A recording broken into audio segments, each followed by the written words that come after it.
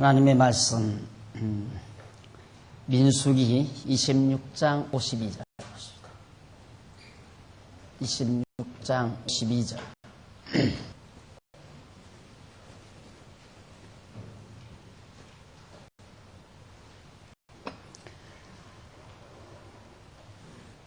여호와께서 모세에게 일러 가라사대 이 계수대로 땅을 나누어 주어 기업을 삼게 하라. 수가 많은 자에게는 기업을 많이 줄 것이요 수가 적은 자에게는 기업을 적게 줄 것이니 그들의 계수함을 입은 수대로 각기 기업을 주되 오직 그 땅을 제비 뽑아 나누어 그들의 조상 지파의 이름을 따라 얻게 할지니라. 그 다소를 물론하고 그 기업을 제비 뽑아 나눌지니라. 56절까지 보겠습니다. 오늘은 교재 948페이지 하단에 보시면 양쪽 간호 2번 분배 원칙을 명하시는 내용이 거기 나옵니다. 그것이 26장 52절에서부터 27장 11절까지 거기가 가나안 땅이 이제 곧 들어가는데 모압 평지에 와서 자기에서 지금 모세에게 하나님께서 여러 가지 시련을 마친 다음 가나안 땅 들어가면 그 땅을 어떤 원칙에 의해서 놓을 것인가. 참 그것도 곤란하잖아요. 땅은 여러 가지 형태의 땅이고 또 백성들의 수도 많고 그러는데 어떻게 나눠 주어야 되는가. 어느 지역에 우리가 아파트 단지에서 아파트 하나를 분배했는데도 서로 뭐 방향이 좋고 또 뭐 동쪽에 무슨 뭐 남쪽에 서로가 좋은 자리 차지하려고 하는 것이 당연한 게 아니겠어요. 그런데 가나안 땅들에서도 이스라엘 백성들이 그 땅을 차지하는데 어떻게 경계를 정해서 차지하게 할 것인가. 이게 이제 바로 하나님께서 그 원칙을 정해서 명해 주시는 내용입니다. 물론 이 부분은 하나님께서 이스라엘을 일찍이 가나안 땅을 주심하고 약속하신 그 언약이 구체적으로 이제 현실화되지는 사실화되지는 순간입니다. 하나님이 언약 썼으니까 하나님이 땅을 정복하게 하셔야죠. 그래서 이제 그 땅 차지해서 나누어 가는데 그 원칙, 분배 원칙 중에 하나가 이제 봉독해 드린 말씀대로 52절에서 56절 보면 계수대로 백성의 숫자대로란 말입니다.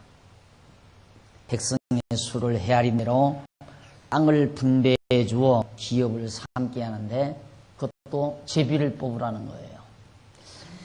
그게 참 문제가 되죠. 제비를 뽑아서 백성의 숫자대로 주어라 그러는데 거기 949페이지 밑에서 8째 출발문에 한번 보세요.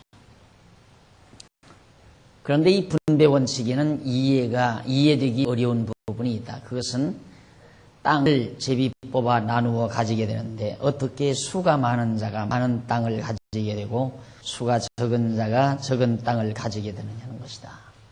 이게 참 어렵잖아요. 백성의 수가 많은 자는 많은 땅을 갖게 되고 가져야 되고 백성의 수가 적은 자는 적은 땅을 가져라. 그런데 그걸 제비 뽑아 가져라 이 말이에요. 그러면 우리가 가족이 숫자가 많은 사람은 넓은 평수 아파트에 당첨이 되고 가족이 적은 가정은 적은 평수의 아파트가 당첨이 돼야 되는 것과 같은 거예요. 제비를 뽑는데 어떻게 꼭 가족이 많다고 해서 넓은 평수가 당첨이 되고 적은 평수는 가족이 적은 사람이 적은 평수가 당첨이 되겠나. 그 어려운 일 아니에요. 그런데 그것을 하나님이 조정하신단 말이에요. 참 신비하죠. 그런데 만일의 경우 하나님께서 이 원칙을 정해주지 아니하면 백성들이 막상 가나안 땅 딱 들어가가지고 칼부림 날 거예요.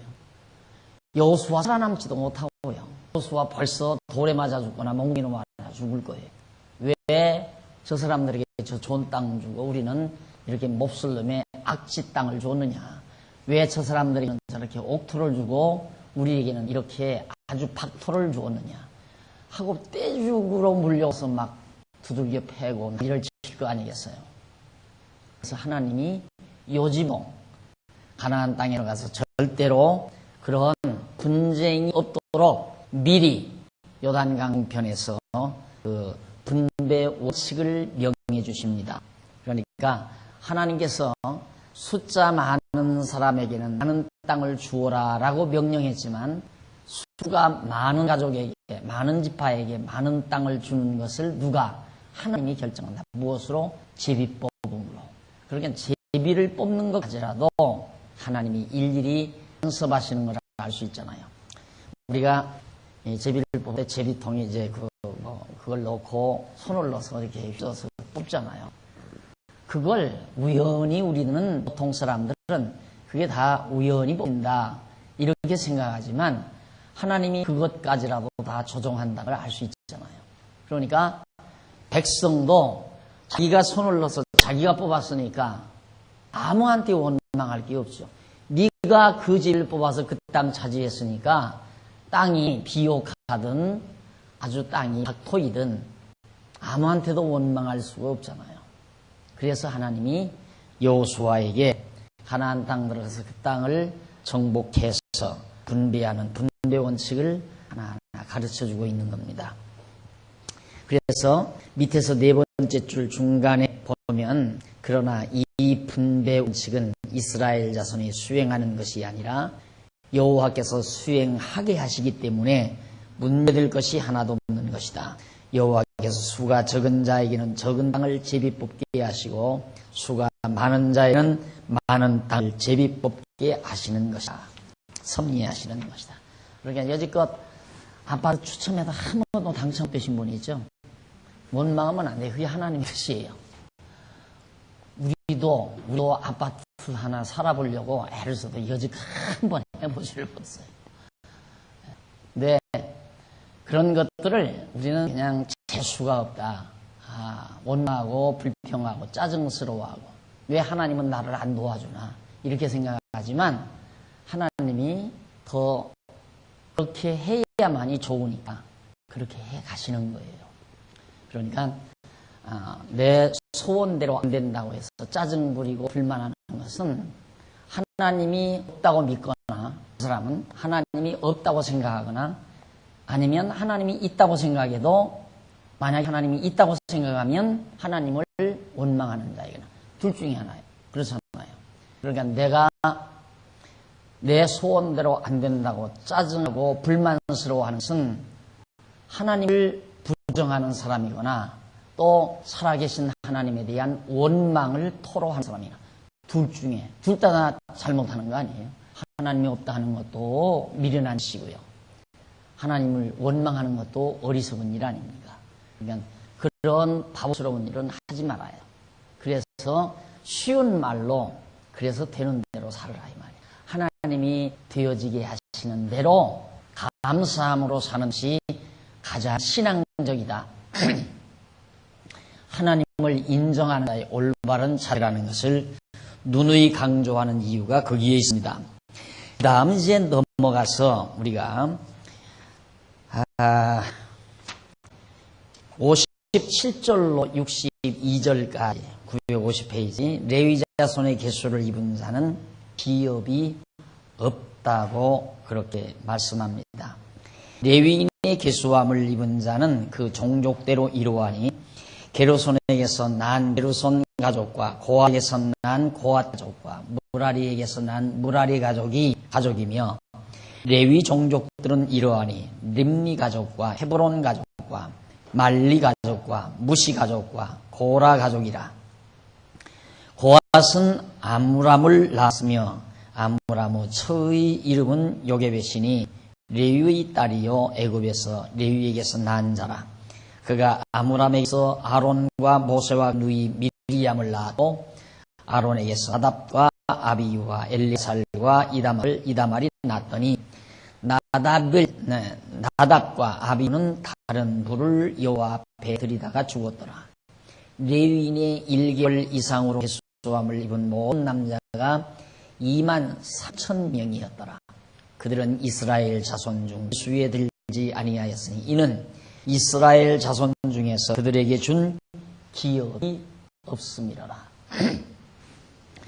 이스라엘 자손 중에 레위 자손은 땅을 분배해 주지 않는다. 왜? 땅을 분배해 주면 그들이 해야 될 일을 소홀히 하잖아요. 그래서 레위 자손은 여호와 하나님을 경외하며 제사 드리는 성전의 일을 해가는 것이 레위 자손이 해야 될 주 임무입니다. 그래서 하나님이 레위 자손에게는 가나안 땅의 기업을 주지를 않습니다.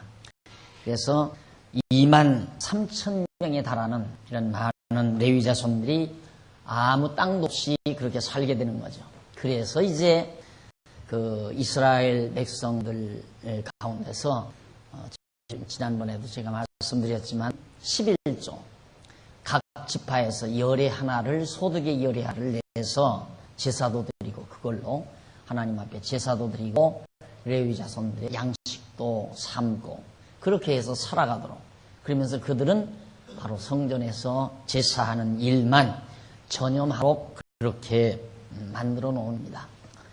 그걸 오늘날 신약교회 시대에다가 그대로 적용해서 그렇게 생활하려고 하는 사람들이 많죠. 그게 어리석은 거죠. 그게 잘 몰라서 그런 얘기란 말이야. 그럼 생각해 보십시오. 목사는 한 사람인데 한 가정인데 교회는 우리 교회만 해도 수백 가정 되잖아요. 또 어떤 수만 가정, 수천 가정, 수만 가정이 된 그런 교회들이 있는데 그렇게 수만 명의 가정들에서 낸 11조를 한 가정 목사가 다 가진다는 건 그건 완전 횡포 아니에요. 그걸 구약에 적용해서 그대로 신약에서 응용한다는 것은 매우 어리석은 거죠.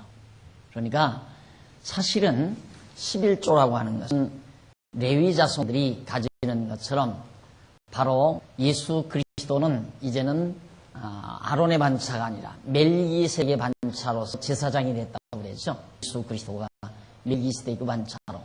그래서 사실은 이제는 우리가 그리스도 안에서 예수 그리스도로 말미암아서 다 구속함을 얻은 영원한 제사를 드린 상태이기 때문에 제사 드릴 필요가 없나요 지금?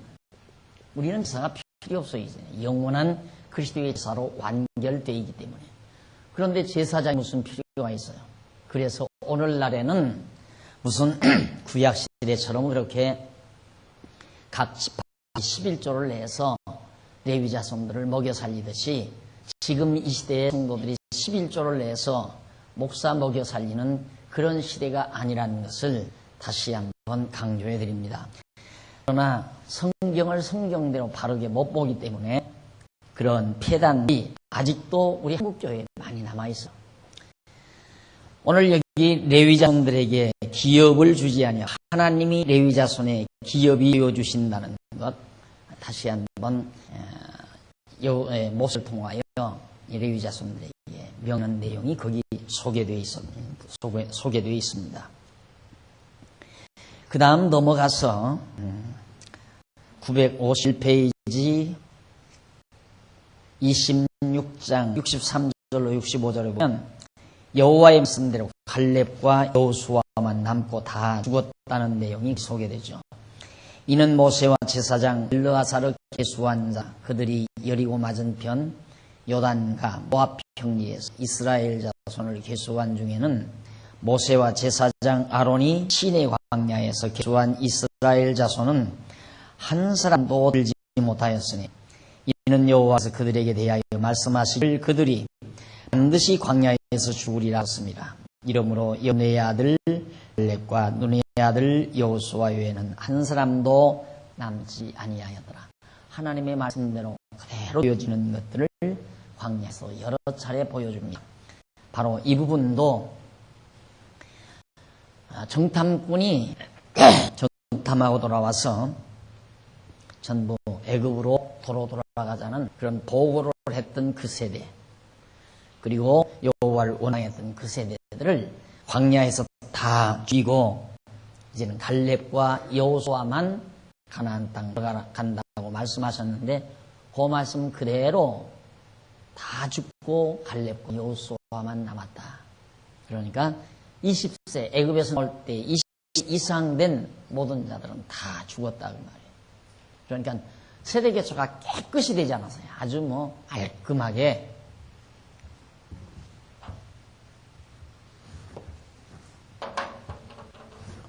애굽에서 이제 가나안,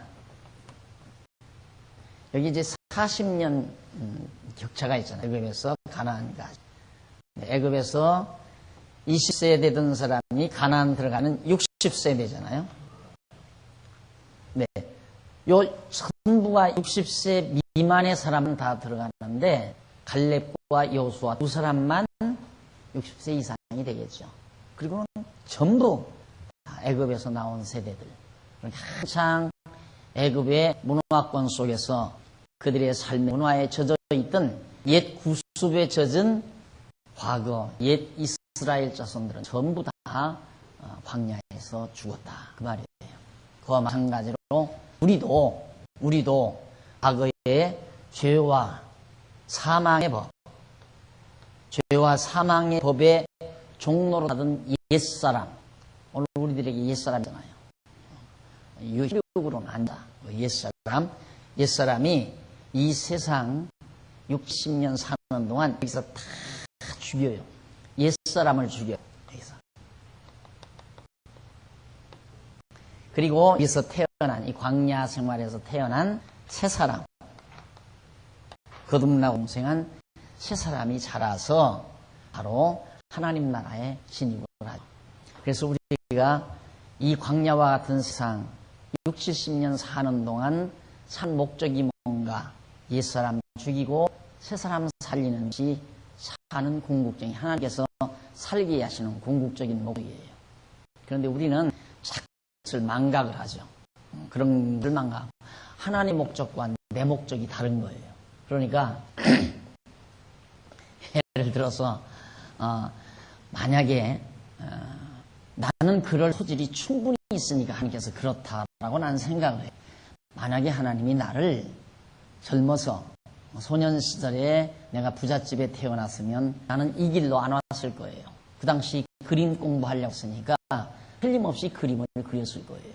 아버지가 돈 많고 그러니까 그 돈 배경 믿고 유학도 다녀왔을 거고 가서 열심히 공부해서 지금 이 나이쯤 되면은 아마 대가가 돼가지고 앉아있겠죠.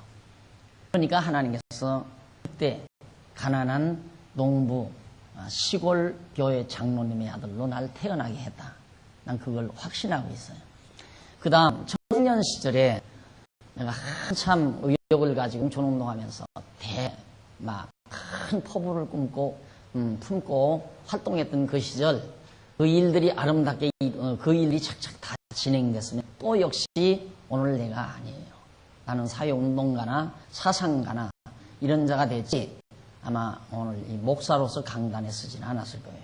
하나님께서 그것도 역시 다 허러 망하게 하시는 거. 그게 지금 와서 생각하면 다 잘 된 거죠. 가난한 아버지 밑에 태어난 것도 잘 된 거고 그 다음 20대, 30대, 20대 한참 꿈 많은 시대에 패기 있게 활동하려고 했던 그 사회운동가로서의 활동을 하나님께서 막으신 것도 10번도 1000번도 잘 막으신 거고요. 그리고 하나님께서 이제 공부를 다시 계속하게 하시면서 지금까지 날 이렇게 2층 가난한 교회에서 목회하게 한 것도 10번도 잘했다고 생각을 하거든요. 왜? 내 기질상 내 기질만이 아니에요. 인간 기질이에요. 인간 기질상 내가 아마 40대 반쯤에서 이런 정도의 예배당을 만약에 가졌었다면 벌써 총회장 치렀을 거고요. 나도 벌써 총회장 치렀을 거고 지금 교계 거물급들과 어깨를 나란히 하면서 지금 비행기 타고 여기저기 돌아다니면서 새 복음화 운동한다고 날치고 돌아다니고 정치적으로 놀아놨을 거예요. 틀림없이 제가. 하나님께서 그거 다 막아가지고 누구도 거들보지 않게 저 방앗간 층에서부터 시작해서 대치동 금방 옛날 그 부근에 그렇게 깨끗한 건물도 많은데 왜 하필이면 그 창고 같은 건물 속에다가 집어넣어가지고 거기서 그냥 계속 아무도 몰라보게. 그러니까 그런 상황 속에서는 열심히 성경 보고 연구한 일밖에는 그 길로 하나님께서 날 가게 하시려고. 내 이름이 너무 드러나 버리면 중간 연구가 끊겨버리잖아요. 그래서 하나님이 그렇게 해주신 것도 너무 감사하고요. 또 정말 하나님께서 나에게 더 만약에 돈을 더 줬다면 또 딴짓 또 했을지 몰라. 틀림없이. 그래서 지금까지 나를 인도해 오신 모든 순간순간들이 내 계획대로 내 생각대로는 하나도 안 됐어도 지금 와서 생각, 지금뿐만이 아니에요. 지금 얼마 전부터 계속 말씀 깨닫고 느끼며 살아오는 동안 하나님의 계획이 훨씬 좋았다. 너무 멋있었다. 내 생각보다는 훨씬 위대했다. 이런 생각을 하면서 살아오거든요. 왜? 요걸 아니까. 광야라고 하는 것은 우리가 지금 광야 생활 10년이나 70년 살다 가는데 이건 여기서 무슨 뭐 내 업적을 만들어서 업적을 해놓고 여기서 뭐 엄청난 내 이름을 내고 이게 목적이 아니라 얼마나 옛사람을 철저히 내가 죽이냐. 이게 중요한 거다. 그리고 얼마나 속사람을 내가 키워가느냐. 이것이 하나님이 나를 이 땅에 두신 목적이라고 말이다. 그래서 저는 목회도, 이 교회를 목회하는 목사 입장에서 목회도 목회 목적이 아니라 나로 하여금 하나님 배우게 하려는 것. 옛사람 죽이고 새사람 살게 하는 방법이 나로 하여금 목회하는 방법이다. 저는 그렇게 생각하고 목회를 합니다. 목사로서 목사라고 하는 직책으로는 목회가 중요한 임무지요. 그러나 나라고 하는 인간으로 볼 때 목사이기 전에 인간 아니에요? 인간으로 볼 때는 목회가 목적이 아니라 목회를 통해서 내가 하나님을 더욱 깨닫고 옛사람 죽이고 새사람을 키워가는 이걸 위해서 하나님이 지금 나를 이 자리에 놓아두셨다. 그러니까 교회 부흥돼도 하나님이 이렇게 부흥시켜 가시는구나. 부흥이 안 돼도 하나님이 이렇게 해 가시는구나. 내 마음대로 되는 게 아니다 그 말이에요. 아마 내 마음대로 될 것 같으면 벌써 내 욕심대로 큰 예배당 짓고 수천 명 수만 명 교인들 한참 부흥할 때 그때 부흥운동 일어날 때 그때들 나도 같이 쉬쉬하고 주여 믿습니다 할렐루야 삼창하고 하면 되거든요. 저 기질상 되잖아요. 저도 그런 기질이 있었으니까. 그러니까 하나님께서 나를 옛사람을 죽이지 않고 새사람 살려내는 일을 목적으로 한다는 걸 내가 몰랐다면 나도 아마 그렇게 살았을 거예요. 틀림없이. 그러나 지금도 여전히 오직 나로 하여금 모든 일을 내가 성경을 가르치고 성경을 연구해서 책을 쓰고 하는 이런 모든 것들도 그냥 이런 모든 것들을 통하여 하나님께서 나로 하여금 하나님 배워가게 하시는 하나님의 방법이라고 생각하죠. 이게 책 쓰는 것만도 그래요. 저는 원래 책을 쓰려고 생각한 바도 없고 글을 쓰려고 한 바도 없어요. 그렇게 생각한 바도 없는데 이단시 붙으면서 그 담당 제 주임 교수가 막 고함을 지르다고 그렇게 똑똑하게 잘 알면 책을 쓰라고 막 고함을 지르어요. 그때 가만히 생각하니까 책 못 쓸 건 뭐냐. 그래서 이제 이 열불이 나가지고 사실은 책을 쓰기 시작한 거예요. 그 교수가 난 그렇게 똑똑하고 잘 알면 책을 쓰라 이거예요. 그래서 쓰기 시작하는 것이 결국 참 지금 생각하면 그 교수님이 참 고마워요. 그때 나한테 고함 칠 때는 노인 양반 스트레스 받았는가 보다 이렇게 생각했는데 그분의 고함 소리가 오늘을 나를 만들어 놓으니까 쓰기는 써요. 그런데 책 한 권 내는데 돈이 이만저만 들어갑니까? 그러니까 아야 책 출판한다는 생각은 안 했고요. 그때만 해도 원고지에다 이렇게 쓰잖아요. 원고지에다. 지금은 컴퓨터에다 직접 내가 하지만 원고지에 쓰기 때문에 그냥 그렇게 생각해. 써서 그냥 쌓아놓으면 누군가가 뜻이 있으면 출판을 언젠가 나중에라도 낼 수 있을 거니까 써놓기나 하자고 쓰기 시작한 것이 지금은 정말 제가 쓰는 대로 이렇게 책이 딱딱 나오는 이 자체만 보아도, 그래서 저는 제가 이 쓴 책을 가지고 여러분들에게 강의를 한다는 것이, 또 제가 이렇게 출판된 책을 이렇게 쳐다보면요, 신기하고 참 하나님이 하시는 일 놀랍다 하는 생각을 하면서 이 책을 굉장히 제가 참 그렇게 깊은 생각을 가지고 제가 바라다 봅니다. 그러니까 하나님께서 해가시는 일이라는 거, 그걸 이제 깨닫고 옛사람이 가졌던 내 의욕과 내 욕심과 내 모든 욕망, 그거 다 죽이는 거죠. 나는 할 수 없다고 생각한 것도 하나님은 하게 하셨고, 내가 하려던 것들은 하나님이 산산 다 부셔버렸고, 그것이 하나님이 해가신 일이라는 걸 깨달으니까 내 육신의 욕망이나 욕심, 내 기질로 해나가리는 모든 것들을 다 죽일 수밖에 없죠. 죽이려고 해서 죽이나요? 다 죽여버리는 거란 말입니다. 지금 날더러 왜 저 앞에 땅 한 사냐고 한지를 쳐요. 그래서 내가 물론 여러분들 차 가지고 오셔서 차 대기 복잡하니까 사면 좋죠.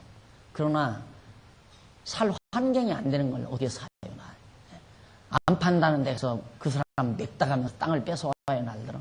그러니까 그것도 공연히 욕심 부릴 거 없어요.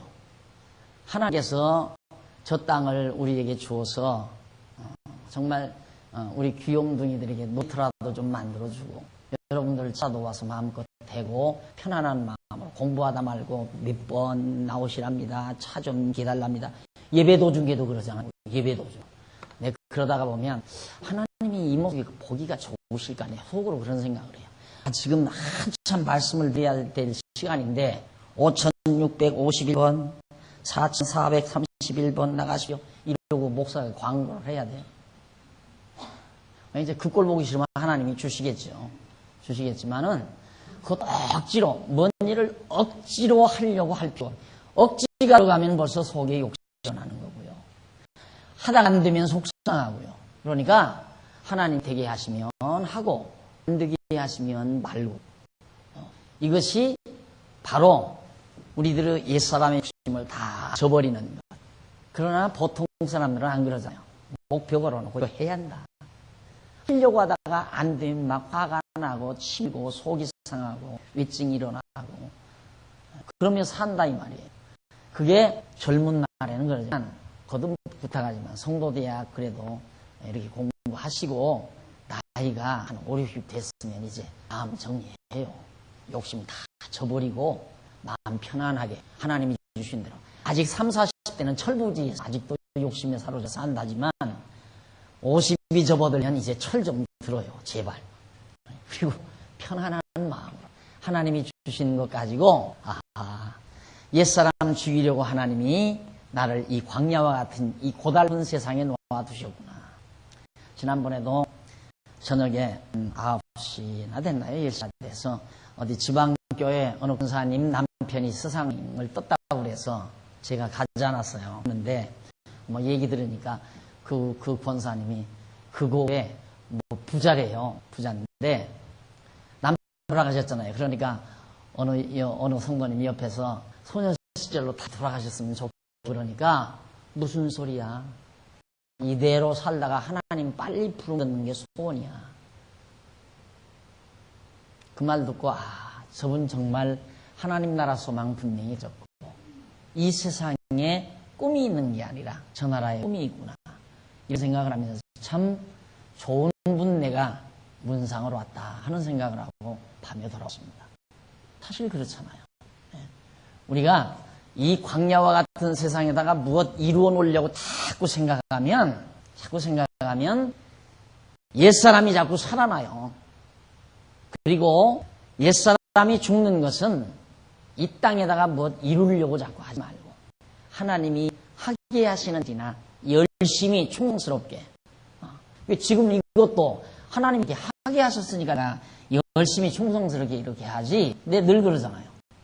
내일이라도 화요일 날이라도 여러 번 안 나오면 하나도 하나님이 날 편안히 쉬라고 그러는구나. 그리고 화요일 날 편안히 성경차 몰고 장로님 몇 분, 우리 오늘 좀 바람 좀 쐬러 가십시다. 장로님 나 요즘 속이 굴풋한데 통닭 좀 한 마리 사주십시오. 장로님 모시고 그늘 같은 데로 놀러 갈 거예요. 우리 장로님들 참 불쌍해요. 그런 거 보면. 목사가 성전 장로님들하고 놀러 간다니까 장로님들이 놀 길이 없잖아요. 그런데 여러분만 안 나오면 할 수 있죠. 여러분 안 나오면 이것도 쓸 필요 없는 거고. 안 그래요? 하나님이 여러분의 마음을 위해서 공부할 마음이시고 나로 할 수 있는 일은 좋은 장소도 허락해 주시고 할 수 있는 건강을 주시니까 열심히 쓰고 열심히 가르치시잖아요. 그러다가 또 좀 하나님이 더 크게 일을 벌려놓으시면 또 그렇게 하는 거고 안 벌려놓으면 그냥 이렇게 하다가 가는 거고 무엇 때문에 꼭 딸들을 주고 자꾸 더 사라고 하느냐 이 말이야. 사게 되면 사는 거예요.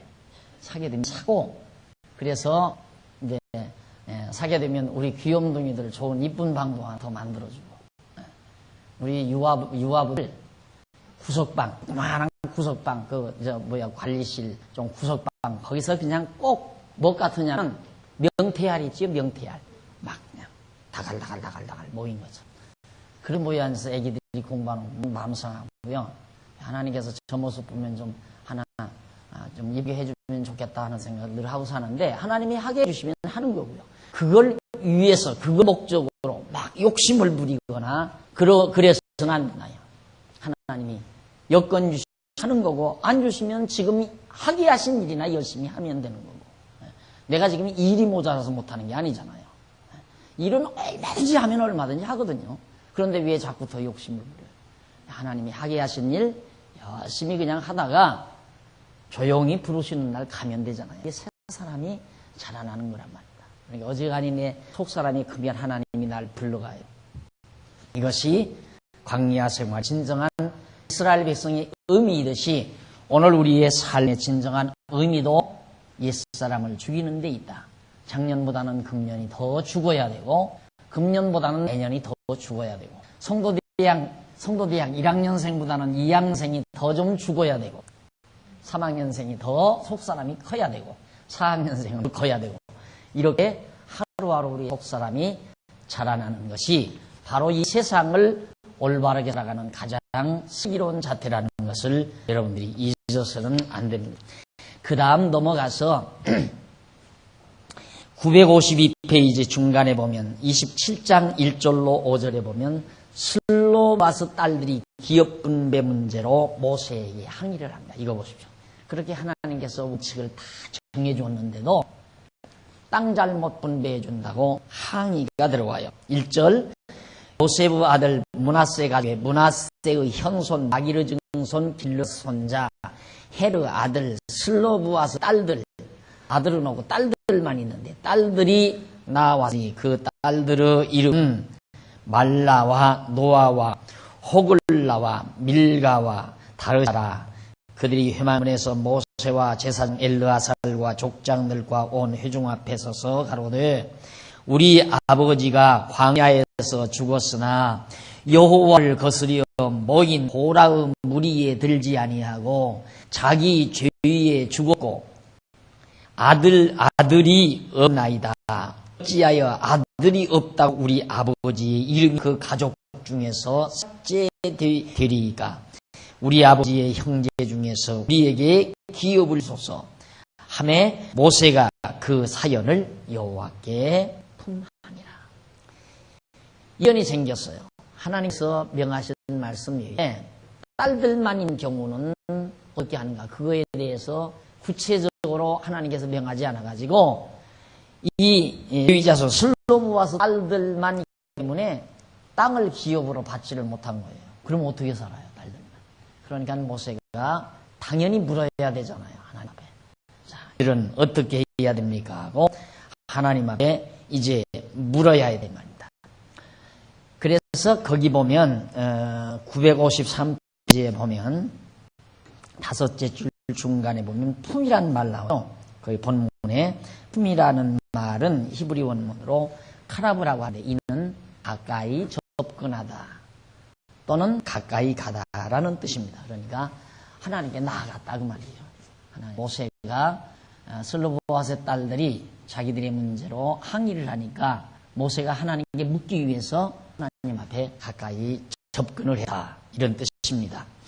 자, 그렇게 해서 이제 6절로 11절에 보면 자녀와 형제가 없을 때의 기업 분배의 원칙을 하나님이 더 보충해 주십니다.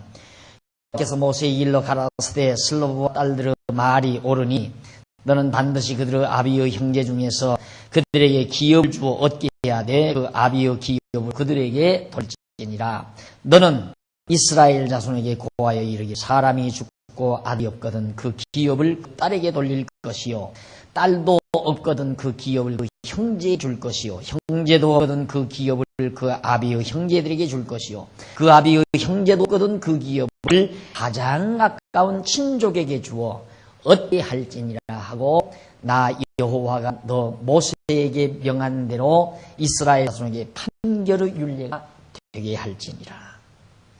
아주 시비가 없도록 정확하게 해주었습니다. 딸들만 있는 경우는 형제 기업을 그러니까 그 아버지의 형제의 이혼을 받게 하고 만약에 딸들이 죽었을 때 기업을 물을 아들이 없을 경우는 바로 아버지의 형제들에게 돌리고 아버지의 형제들에게 형제들도 없을 때에는 가까운 친척에게 돌려라. 그래서 미리 우리가 이제 앞으로 룻기를 볼 거 아니에요. 룻기를 배워야 되는데 룻기에 가면 이제 이런 이 하나님께서 명하신 이 원칙이 적용되는 그런 중요한 과정이 나옵니다. 그렇게 해서 이로 인해서 이제 다윗이 출생하게 되는 놀라운 일이 나타나죠. 그래서 여기 다시 보완한 이 분배 원칙은 다윗 왕이 출생하게 되는 중요한 하나의 원칙이 되게 돼요. 그만큼 하나님은 모든 걸 미리 다 예비하시고 준비하시고 정확하게 이끌어 가시는 것. 그러니까 여러분 한번 상식적으로 생각해 보십시오. 지금 많은 세월, 많은 시간이 흐르는데 지금 여기에 현재, 이 현재에서 일이, 일 하나가 이루어지려면 벌써 오래전부터 어떤 동기에 의해서 일이 이루어지고 모든 조건이 이루어져도 결국 오늘의 현재 일이 이루어지는 거예요.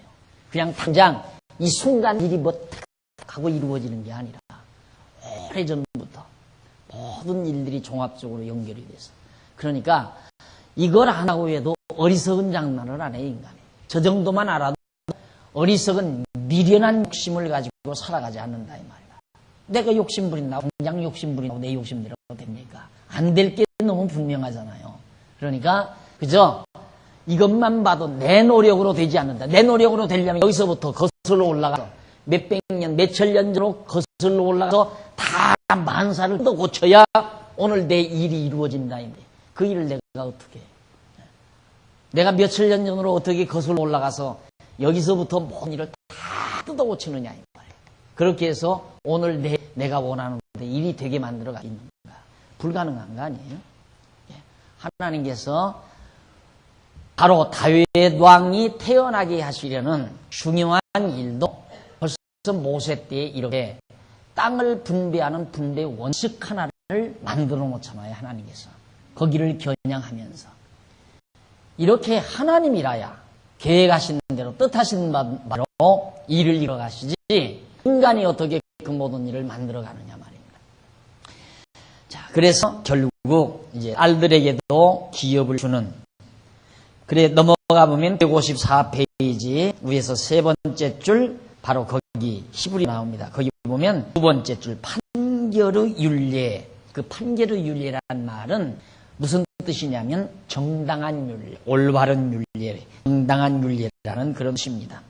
그러니까 반드시 딸에게도 기업을 주는데 그 딸이 살다가 아들을 못 낳거든 아무도 아들도 딸도 없거들랑 그 기업은 아비의 형제들에게 주고 아비의 형제들도 없거들랑 가장 가까운 친족에 그 기업을 주어라 하는 얘기예요. 그 다음 이제 27장 12절로부터 양쪽 가로 3번 모세 후계자를 세우는 내용입니다. 이제는 거의 돼가죠. 모세도 머지않아 죽게 되겠습니다. 땅 분배 원칙까지 하나님께서 모세를 통해서 다 명한 다음에 여호와 하나님께서 모세야 네 후계자를 세워라. 왜? 모세를 하나님께서 불러가시려고. 모세를 불러가시려고. 왜? 하나님께서 두 사람 외에는 애굽에 나온 자 두 사람 외에는 다 죽는다고 이미 예언했을 뿐만 아니라 모세는 광야에서의 임무가 다 끝난 거예요. 광야에서의 임무가 뭡니까? 시내산에서 하나님의 율법을 받아가지고 율법을 백성들에게 잘 가르치는 그런 모세의 임무는 완전히 끝난 거예요. 그래서 이제 다음에 이제 나가서 가나안 땅 들어가서 이 가나안 땅 가서 싸워가지고 백성들을 구원할 그 임무는 여호수아가 맡았기 때문에 임무 교대가 이루어지기 위해서 모세는 애굽에서 광야에서 죽고 그리고 여호수아가 이제 가나안 땅으로 이스라엘을 이끌어 가거든요. 표면적인 이유는 모세가 반석을 두 번 쳤다해서 하나님께서 너는 이제 가나안 땅 못 간다 그렇게 말씀했잖아요. 이걸 보고 어떤 사람들은 그렇게 얘기해요. 모세는 지옥 같다. 가나안 땅 못 들어갔으니까 지옥 같다. 그러면 광야에서 죽은 모든 백성들이 다 지옥 갔는가? 그거 아니다 이 말이에요. 모세도 광야에서 죽었는데 모세가 지옥 갔습니까? 예수님께서 변화사 나타났을 때 모세와 엘리야가 양편에 나타나잖아요. 천국에 모세가 있다는 얘기예요. 그러니까 모세가 비록 광야에서 죽었다 할지라도 지옥 간 건 절대 아닌 겁니다. 그리고 오늘 우리들 또 이 땅 위에서 정말 사는 동안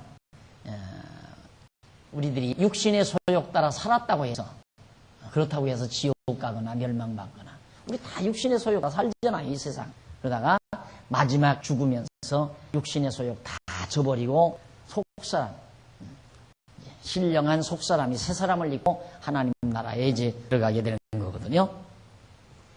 자 그러면 모세 후계자를 12절로 14절에서 여호와께서 모세에게 명하시는데 여호와께서 모세에게 이르시되 너는 이 아바림 산에 올라가서 네가 이스라엘 자손에게 준 땅을 바라보라. 본 후에는 네 형 아론으로 돌아간 것 같이 너도 조상에게로 돌아가리니 이는 신광야에서 회중이 분쟁할 때 너희가 내 명을 거역하고 그 물가에서 나 거룩함을 그들의 목전에 나타내지 아니하였음이니라. 이 물은 신광야 가데스의 무리바 물이니라. 무리바 물에서 결국 모세가 반석을 두 번 쳐서 이제 너는 여기서 그냥 그만 이제 멈춰라 이 말이죠. 죽어라. 그렇다고 해서 모세가 지옥 간 건 아니에요. 그러나 모세는 율법을 완전히 받아서 백성에게 전하는 임무가 다 끝나고 이제는 가나안 땅 들어가서 가나안 족속들과 싸워 전쟁을 해서 땅을 정복해야 될 임무를 여호수아에게 주기 위해서 하나님께서 모세의 영혼을 부르시는 겁니다. 자, 그러면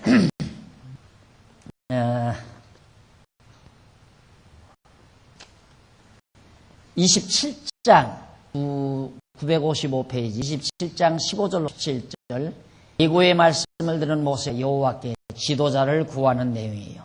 모세가 여호와께 여짜와 가로되 여호와 모든 육체의 생명의 하나님이시여 원컨대 한 사람을 이 회중에 세워서 그로 그들 앞에 출입하며 그들을 인도하여 출입하게 하사 여호와의 회중으로 목자 없는 양과 같이 되지 않게 하소서.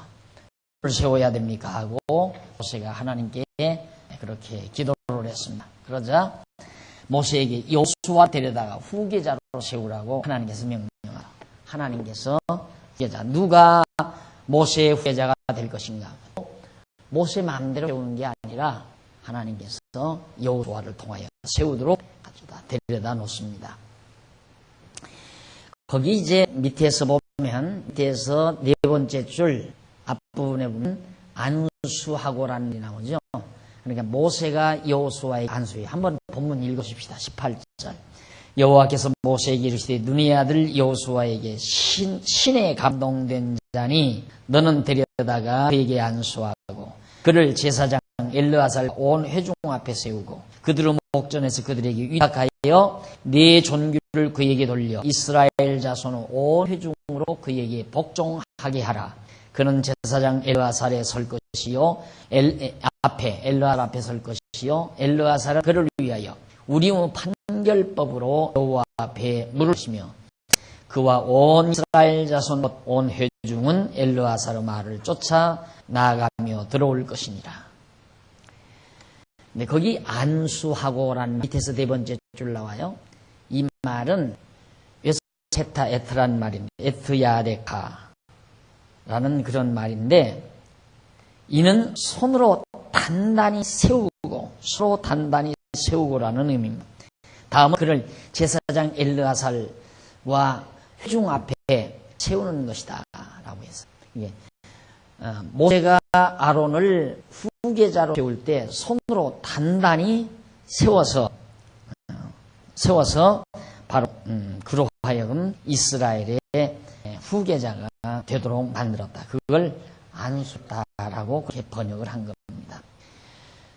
그 다음 957페이지 보면 그 두 번째 줄 중간에 우림 판결법이란 말이 나오죠. 그 우림이란 말은 대제사장 흉패에 붙은 신의 명령이나 응답을 나타낸 반짝이는 빛. 그러니까 제사장 이 가슴에 흉패 안에 붙은 그 패가 있어요. 반짝이는 패. 그러니까 마패처럼 생긴 것 같아요. 마패처럼. 그래서 어사출도야 하고 마패를 내대면 그게 되잖아요. 그것이 이 제사장 흉패 안에 들어있는 그 우림이라고 하는 그 패, 그것이 반짝이는 빛을 발하는 그런 이제 패인데 이게 하나님의 그 뜻을 드러내는 표시를 드러내는 하나의 이제 작용으로 표시로 사용되는 것을 바로 우림이라고 그렇게 말을 합니다. 자, 그렇게 해서 그걸 통하여 이가 바로 여호수아가 바로 이스라엘의 후계자다, 지도자다. 그걸 모든 백성으로 알게 해서 모든 백성으로 하여금 여호수아를 따라서 가나안 땅에 들어가도록 그렇게 하라고 모세에게 당부하고 지금 제사 인수인계에 관한 법까지라도 모세에게 명령해 주었습니다. 그래 놓고는 자 28장 넘어갑니다. 158페이지 한쪽 가로 2번 백성에 대한 교훈입니다. 자 그러면 하나님께서 이제 땅 분배 원칙도 가르쳐주고 누락됐던 원칙마저도 보충해주고 그다음 모세로 하여금 이제 후계자를 세우라고 명령해서 여호수아를 후계자로 세우도록 다 해놓으셨어요. 그 다음에는 이제 백성에게 교훈을 해야 되지 않겠어요. 그래서 28장에서 29장까지는 959페이지 양쪽 가로 1번 정한 제사 규례를 교훈합니다. 정한 제사 규례. 1절로 8절에 보면 정한 때 백성이 여호와께 드릴 제사 규례를 명해요. 여호와께서 모세에게 일러 갔을 때 이스라엘 자손에게 명하여 그들에게 이르라 나의 예물 나의 식물되는 화제 나의 향기로운 것은 너희가 그 정한 시기에 삼가 내게 드릴지니라. 또 그에게 이르라 너희가 여호와께 드릴 화제는 이러하니 1년 되고 흠없는 수양을 매일 둘씩 상번제로 드리되 한 어린 양은 아침에 드리고 매일같이 수양을 흠없는 수양을 매일 2마리씩 드려라. 그런데 한 양은 아침에 드리고 한 어린 양은 해질 때 드릴 것이요.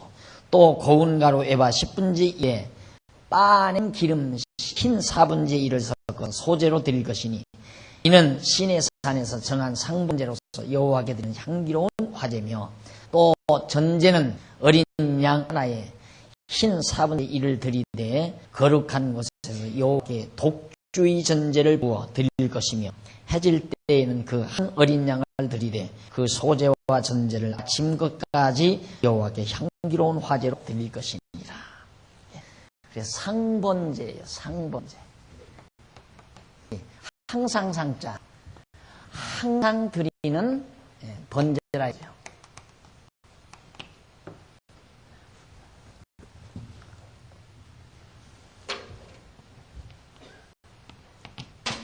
번제.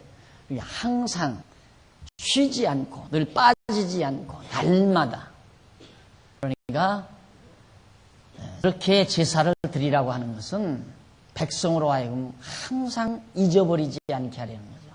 여호와 하나님을 잊지 않게 하려는 것.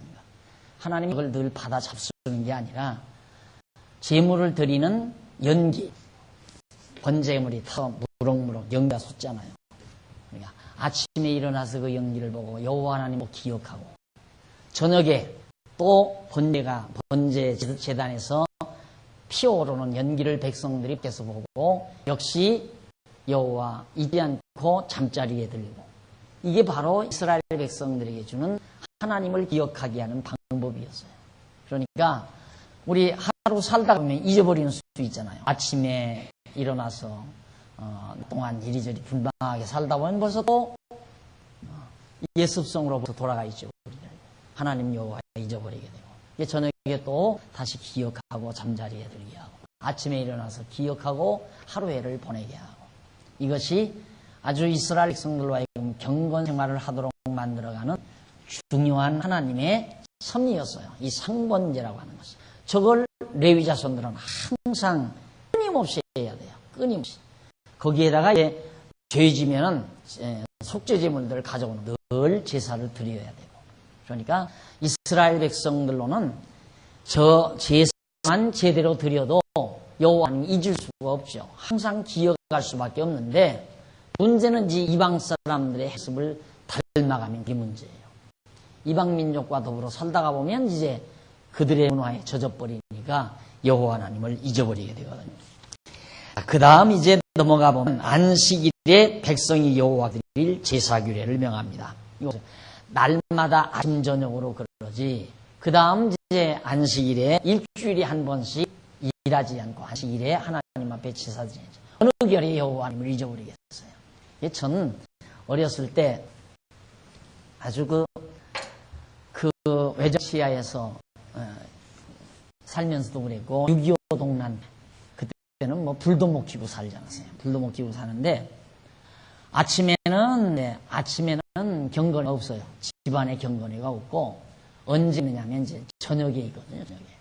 아침에는 경건을 그냥 식탁에서 아버지가 대피도 하는 것으로, 대피기도 할 때마다 그 외정 때는 막 그 콩깨묵이나 나물죽을 끓여놓고, 하나님 아버지 이렇게 좋은 음식을 줘서 우리 가족들이 이제 이렇게 먹고 날 수 있게 해서 일용할 양식 감사합니다. 그렇게 기도하면 제 속마음으로 이게 무슨 양식이야 이러고 이제 그랬던 생각이 지금도 생각이 나는데, 저녁에는 이제 가족들이 다 모이니까 그건 뭐 저녁 예배 꼭 해야 돼요. 경건에 딱 하고, 그리고 잠자리에 다 들도록.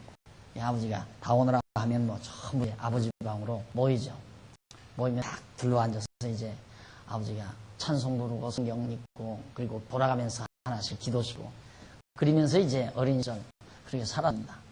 이스라엘 백성은 아침 저녁 상번제라는 것이 얼마나 참 여호와 하나님을 잊지 않게 만드는 중요한 일이었나 하는 거, 너무너무 하나님께서 그들에게 좋은 제도를 주신 거죠, 사실은.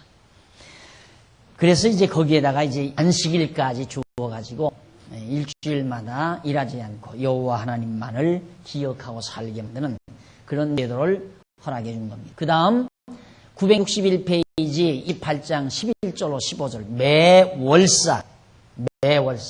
월삭은 이제 백성이 여호와께 드릴 제사규례죠. 월삭에는 수송아지 둘과 수양 하나와 1년 되고 흠없는 수양 7으로 여호와께 번제를 드리되, 매 수송아지에는 고운 가루 에바 10분지 3의 기름 섞은 소재와 수양 하나에는 고운 가루 에바 10분지 2의 기름 섞은 소재와, 매 어린 양에는 고운 가루 에바 10분지 1의 기름 섞은 소재를 향기로운 번제로 여호와께 화제로 드릴 것이며, 그 전제는 수송아지 하나에 포도주 반 흰이요, 수양 하나에 3분지 1이요 1흰이요, 어린 양 하나에 4분지 1 흰이니, 이는 1년 중 매 월삭의 번제며, 또 상번제와 그 전제 외에 수염소 하나를 속죄제로 여호와께 드릴 것이니라. 매일 2마리, 그리고 안식일날, 그리고 매 월삭에 또 드리는 제사. 그러니 얼마나 분명해요. 얼마나 성전에서. 성전이 항상 성전에는 늘 잡고 피 흘리고 피 뿌리고 초하고 그리고 태우는 냄새로 가득 차 있고 성전에서 항상 연기가 피어오르고 재물 타는 연기가 그것이 이제 이스라엘 백성의 모습이었어요. 그렇게 해라. 이유는 간단하다. 여호와 하나님 잊지 않게 하려는 거예요. 가장 큰 목적이 그거예요. 여호와 하나님 잊지 않게 하는 방법이다. 그래서 제가 오늘 우리가 이 땅에서 사는 동안 가장 신앙생활을 잘하는 게 뭔가? 범사에 그를 인정하는 일이다. 모든 일에 잠자는 일이나 깨어나는 일이나 먹고 사는 일이나 사업하는 일이나 친구 사귀는 일이나 모든 세상 살아가는 모든 만사에 여호와 하나님을 인정하는 것. 그게 매우 중요하다. 그러나 우리가 밥상을 놓고 잠깐 눈 감는 거 아무것도 아닌 것 같아도요. 그때 여호와 하나님 인정하는 거 아니에요. 하나님께서 이 음식 주셨다라고. 그리고 잠자리 들기 전에 잠시 묵념하는 것도 편안한 잠자리 하나님이 주셨다. 이 밤에도 편안한 잠자리 들게 해주시고 내일 아침 건강한 몸으로 일어나게 하려는 그런 간단한 거를 드리는 것도 여호와 하나님 인정하는 그런 태도란 말입니다. 차를 탔을 때도 잠시 묵념하고 어떤 경우에도 만사 모든 일에 여호와 하나님을 인정하고 기억하는 일이 가장 신앙생활을 제일 잘하는 일이다. 암만 예배당만 문턱 달게 들랑달랑하면 뭐예요? 나가서 다 하나님 여호와 잊어버린다면 아무 필요가 없는 거예요. 예배당 뭐하러 오는데? 여호와 하나님 기억하게 하기 위해서 오는 거 아니에요. 여기 와야 하나님을 믿고 경외하는 자들을 같이 만나게 되고 위로도 받고 힘도 나고 그리고 또 여호와 하나님 배우기도 하고 그러기 위해서 오는 거기 때문에 우리의 가장 건전한 신앙생활은 하나님 여호와를 잊어버리지 않고 늘 기억하는 일이다. 얼마나 쉬워요. 잊지만 않으면 돼요. 안 잊어버리기만 하면 돼요. 범사에 그를 인정하면 되고 그러면 그분 인정하면 마음 편안한 건 틀림이 없죠. 마음이 편하지 않으면 벌써 잊어버렸기 때문에 그래요. 잊어버렸거나 그분을 믿지 않거나 안 믿거나 잊어버렸기 때문에 마음이 편치 않지 마음이 편안하면 여호와 하나님 기억한 거고 그분을 믿는 것이 틀림없단 말입니다. 그래서 우리처럼 예수 믿기가 쉬운 일이 없다. 참 쉬워요. 좋고 예수 믿으면 좋잖아요. 하나님 여호와 믿는 왜 마음이 편안하니까 좋고 근심걱정 없으니까 좋고 그 다음 넘어가서 962페이지에 보면 16절로 25절 사이 6월절에 백성이 여호와께 드릴 제사 규례를 명해요. 그러나 제사가 매일 그 다음 주마다 월마다 그 다음 절마다 해마다 매일 드리는 제사가 있고 매 안식일날 일주 만에 한 번씩 드리는 제사 그 다음 매월 월삭 제사 그 다음 매절기 6월절 그 다음 오순절 수장절 절기 그 다음 해마다 7월 10일 대제일 해마다 한 번씩 큰 제사들이에요. 이렇게 해서 하나님을 잊지 않도록 섭리하시는 하나님의 배려가 이스라엘 백성에게 주어집니다. 이게 구약시대에는 저런 어떤 의식, 제사 제도를 통해서 하나님이 이렇게 해주셨어요. 그런데 이제는 우리 신약교회 시대는 어떤 그런 구체적인 절기가 아니라 우리의 삶에 있어서 모든 범사에 있어서 하나님이 우리와 함께 하시고 우리와 동행하시고 우리를 이끌어 간다는 대전제하에서 우리로 하여금 여호와 하나님 잊지 않게 만들어가는 거죠. 그래서 이제 성경이라는 이렇게 우리에게 전해줘서 예수 그리스도가 우리를 위해서 오셔서 십자가에 박혀 죽으셨다는 사실, 그가 하나님의 아들 메시아라는 사실을 전해줘가지고 예수가 그리스도이심이 분명한 거 보니까 하나님 여호와 살아계시다. 이거예요. 간단하게. 그거 잊지 않고 항상 범사 다 여호와 하나님이 작정하신 뜻 따라 섭리 따라 성의에 따라서 모든 역사를 주관하시고 내 생애를 이끌어 가신다라는 생각을 항상 가지고 살아가는 삶. 이제는 그래서 우리 신약교회 시대는 어떤 의식이 없어요. 전혀 아무런 의식이 없어요. 어떠한 의식도. 그래서 어떤 사람은 성찬식, 세례식 이 의식이라고 생각하죠. 성찬 세례도 그것도 복음 전파의 한 방편이지 어떤 종교 의식이라고 생각하면 안 돼요. 그것도 완전히 의식이 없어요. 전혀. 그래서 정말 진정한 내용, 우리 기독교는 진정한 내용이고 삶 자체이고 생활 전부가 우리의 하나님을 경외하는 신앙생활이지 어떤 의식 따로 있고 생활 따로 있고 그래서 가정생활 따로 있고 교회생활 따로 있고 사회생활 따로 있고 이렇게 따로따로 해놓다가 보니까 성도들이 아주 갈등이 많죠. 우리는 그거 없죠. 우리 신약교회는 교회생활 따로 있고 가정생활 따로 있고 생활 따로 있고 그런 게 아니에요. 모두가 다 하나님께 대한 산제사예요. 직장생활도 하나님께 대한 산제사, 가정생활도 산제사, 교회생활도 산제사. 영적 예배라 이 말이다. 그러니까 우리에게는 이런 제도적인 이런 의식적인 예배가 아니라 영적 예배, 즉 산제사. 그냥 삶의 제사라 이 말이에요. 살아있는 제사. 살아있는 제사. 그러니까 우리의 몸으로 드리는 제사인데 그 몸이란 개개인의 우리 몸을 말하는 게 아니에요. 개개인 내 몸을 말하는 게 아니라 몸은 예수를 머리로 하고 우리를 지체로 삼은 그리스도의 몸, 그 몸을 말하는 거예요. 너희 몸으로 산제사를 드리라. 로마서 12장에 나오는 그 말씀. 몸으로 산제사를 드리라는 말이 내 몸을 가지고 드리라는 게 아니라 그리스도의 몸으로 드리라 이 말이죠. 그러니까 오늘 우리가 교회를 두어서 살아가는 삶 자체가 바로 영적 예배죠. 우리 다 그리스도를 머리로 해서 모였잖아요. 예수 그리스도가 머리이시고 우리는 각각 지체라는 말입니다. 지체마다 받은 바 각각 은사가 따로 있잖아요. 나는 나대로 가정생활도 사회생활도 해가면서 목사로서 내 맡은 일 열심히 여러분에게 가져요. 집사님들은 집사님 열심히 해요. 가정생활도 하고 사회생활, 직장생활도 해가면서 집사일 하잖아요. 그게 다 각자가 맡은 은사들이라 이 말이죠. 어디에서? 그리스도의 몸된 교회에서.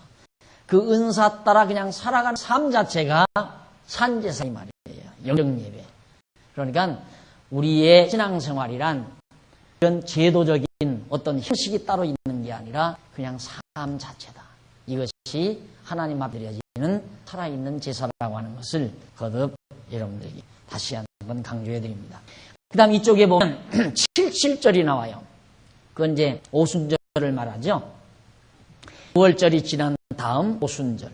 오는 이제 오순절. 50일째 되던 때. 그 다음 이제 29장 1절로 6절을 보면 나팔불날에 여호와 드리는 제사 규례를 명하는 데입니다.